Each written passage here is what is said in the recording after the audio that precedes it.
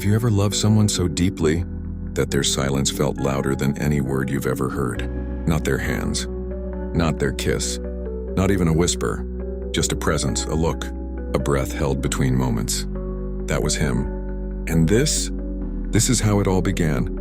Her name was Layla, a storm disguised as a woman, wild, radiant, untamed.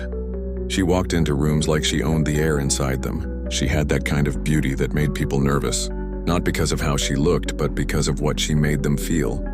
But beneath all that fire, there was a restlessness, a hunger she couldn't name, until she met him. Eli. He wasn't the kind of man you noticed first. He didn't try to take space, he became it. Quiet, calm, controlled. Like a lake so still it reflected, the sky without a ripple. He didn't flirt. He didn't chase.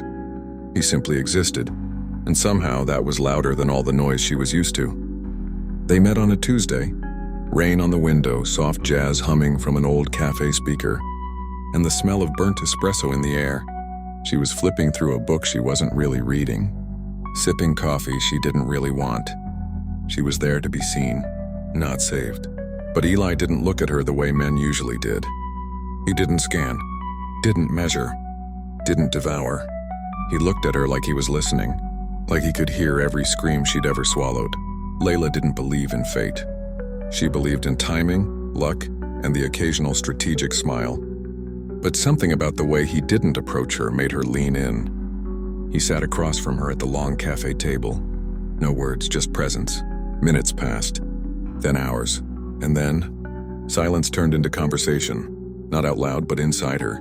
Why does he feel like a question I'm scared to answer? He never asked for her number, never tried to impress. He just kept showing up. Every Tuesday. Same time, same chair, same coffee, black, no sugar, no cream, no reason. Weeks blurred. And Layla, who once needed chaos to feel alive, started craving the stillness he brought. But here's the twist. He never touched her. Not once, not even a brush of fingers across a table. And that's what made it unbearable. Because with Eli, it wasn't about what he did. It was about what she felt in the spaces between. One day she broke. "Why don't you ever touch me?" she asked, eyes burning. He didn't flinch. "Because I already have," he said softly. And in that moment, she understood. This wasn't about physical love. This was about something rawer, deeper, more dangerous. He had seen her, not the version she performed, but the version she tried to bury. And she felt naked under that gaze. There was no performance with Eli, no flirtation, no pretending, just truth. And truth, as it turns out, is the most intimate thing of all. But love like that, it isn't easy. It's not hearts and flowers. It's mirrors and wounds. Because when someone sees your soul, you can't lie to yourself anymore. So the real question wasn't whether Layla loved him. It was whether she could survive loving herself in the reflection he held up. He never touched her, but she felt everything. Layla didn't sleep much after that night. Something inside her had been unlocked, something raw. She would lie awake replaying that one sentence over and over. "Because I already have." It haunted her, not in a terrifying way, but in the way memories do when they're too big to carry and too sacred to let go. He was right. He had touched her, but not her skin. He had touched the part of her that she had never let anyone close to, the version of herself she kept hidden behind laughter, behind sex, behind stories, behind this endless performance of confidence. And it terrified her how much she wanted more of that. Even though it hurt, Eli never pushed. He never asked for anything. But somehow his silence made her confess things she'd never said out loud. "I used to pretend I was someone else when I looked in the mirror," she told him one day. He didn't ask why, didn't say me too. He just looked at her with those steady eyes and said, "I know." 2 words, but it was like a thunderstorm in her chest. Most people want to fix you. Eli didn't. He accepted her ruins like they were art, and that's how she knew. She was falling. No, not falling. Collapsing into something deeper than love. Into a recognition so old it felt like it came from another life. Still, they never kissed, never touched. And yet her body reacted to him like he was the only man who had ever mattered. It was torture. Beautiful, slow, and unbearable. One night she walked with him through the city. Cold wind, streetlights flickering. Her coat pulled tight around her body, but still she shivered. Not from the weather, From him. They walked in silence. And then she said it. Just like that. "I think I'm in love with you." She didn't plan to. It just spilled out. And for a moment she regretted it. The words felt too heavy, too vulnerable, too sharp. But Eli didn't run. He stopped walking, turned to her, and then said the thing that would live in her bones forever. "I've been loving you in silence, Layla, because that's the only way you would hear it." She cried, not out of sadness, but out of recognition, because she finally understood. Every moment of stillness, every quiet glance, every Tuesday coffee, every unspoken truth had been his way of loving her. She'd just been too loud inside her own mind to hear it. That night they sat in the back of a bookstore, hidden between the poetry shelves. Rain tapping on the window, dim lights casting golden shadows. She leaned her head on his shoulder. No words, no movement, just breath. It was the first time she'd ever felt safe doing nothing. It was the first time she felt seen without needing to be wanted. And in that moment she realized something heartbreaking. Most of us confuse attention with affection. But Eli, he gave her neither. He gave her presence. And that's the rarest kind of love. But the thing about being seen, truly seen, is that it leaves you no place to hide. And Layla? She had built an entire life on hiding in plain sight. So when Eli gave her stillness, she didn't know what to do with it.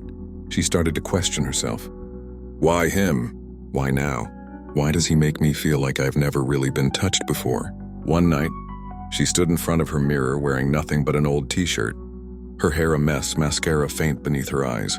She looked at her own reflection and didn't see a goddess. Didn't see the fiery woman that made heads turn. She saw a girl, soft, breakable, waiting. And yet that's who Eli had chosen to love. Not the version she painted for the world. Not the seductive one, not the clever one.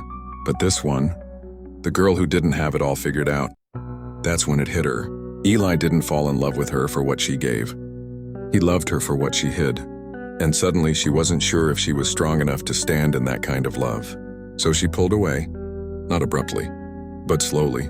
A missed coffee, a late reply, a vague excuse. And Eli, he didn't chase. He noticed, of course he noticed, but he didn't demand anything. Because real love never begs.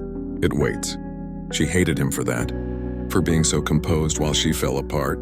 She wanted him to storm after her, to yell, to need her like all the others had. But that wasn't him. He didn't need her. He chose her.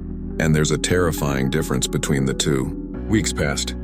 The silence between them grew louder than any of their conversations ever were. And Layla, she drowned in it. She tried going back to old habits. Dates, parties, laughter that felt like lies. But nothing worked. No one saw her anymore. Because once you've been seen in your naked truth, you can't pretend you're invisible again. One night, months later, she found herself walking past the cafe. Tuesdays still hurt. She peeked through the window. He wasn't there. She told herself it didn't matter. But her knees almost buckled in relief when she turned the corner and saw him leaning against the bookstore wall. A book in hand, a black coffee by his side. Same spot. Same stillness. Same man. Waiting. She walked toward him. Stopped. He looked up. No surprise in his eyes. Only calm. Only presence. "I'm late," she said softly. Eli closed the book. "You're right on time." And just like that, the world made sense again. They didn't hug. Didn't kiss. He just looked at her the way he always had. Like he could hear every word she hadn't said. She sat beside him. And for the first time in months, she exhaled. That night, she didn't try to fill the silence. She didn't try to impress or entertain. She just existed, and he met her there. They watched the city move around them. Lovers in windows, cars humming, life unfolding. And for the first time, Layla realized something powerful. Love doesn't always arrive with fireworks. Sometimes it arrives in the quiet, in the waiting, in the man who never touched you, but somehow reached deeper than anyone ever dared. The unbreakable thread. Love, when unspoken, builds slowly. Like water shaping stone, it carves through the toughest hearts. For the first time in her life, Layla allowed herself to feel safe in stillness. And Eli, he never asked her to become someone else. He simply held space for her to return to herself. But love, true love, must eventually confront fear. One evening, after months of silent Tuesdays and coffee steam and bookstore shadows, Eli broke the pattern. He looked at her, same calm eyes, same unreadable quiet, and said, "There's something I need to show you." She hesitated. Every part of her wanted to keep things how they were. Safe, predictable, beautiful in its untouchable state. But curiosity can be a stronger flame than fear. She followed him. They walked for 20 minutes, no words, only the sound of the city's heartbeat. Then he stopped. It was a rooftop, high above the noise. The wind was sharp, but the sky was clear. Eli handed her a key. "To what?" she asked. He pointed to a small box bolted into the rooftop corner. It was a time capsule. She opened it. Inside were letters, dozens of them, written over the past year. Her name on each envelope, not sent, not shared, just kept. She pulled one out, unfolded it. "Read it slowly. You'll never understand how hard it is to love someone who's still trying to believe they're worth loving." Her breath caught.